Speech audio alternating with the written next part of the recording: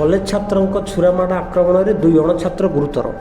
खलिकोट स्थित RCM college संलग्न पड़िया छात्र और 2 जण अणछात्रों मध्य घटी छुरीमाड़ घटन 2 अणछात्र गुरुतर हो खलिकोट गोष्ठी स्वास्थ्य केन्द्र में भर्ती होता जमापड़ी।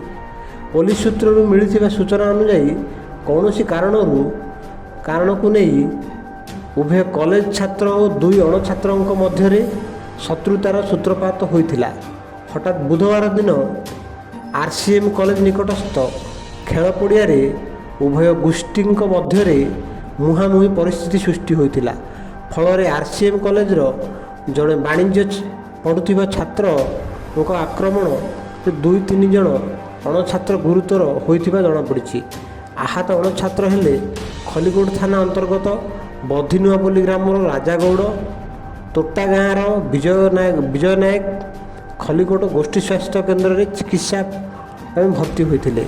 राजागौड़ अवस्था खराब होगा फल ब्रह्मपुर एमकेसीजी को स्थानांतरित होता बेले अन्य जड़े आहत खलिकोट मेडिकल को आसी नथिबा जमापड़ी।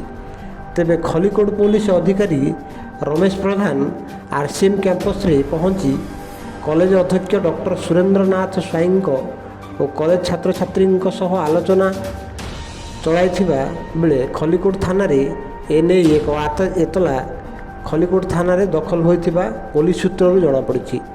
छुरीमाड़र घटना कौन स्पष्ट चित्र मिल पारिनी।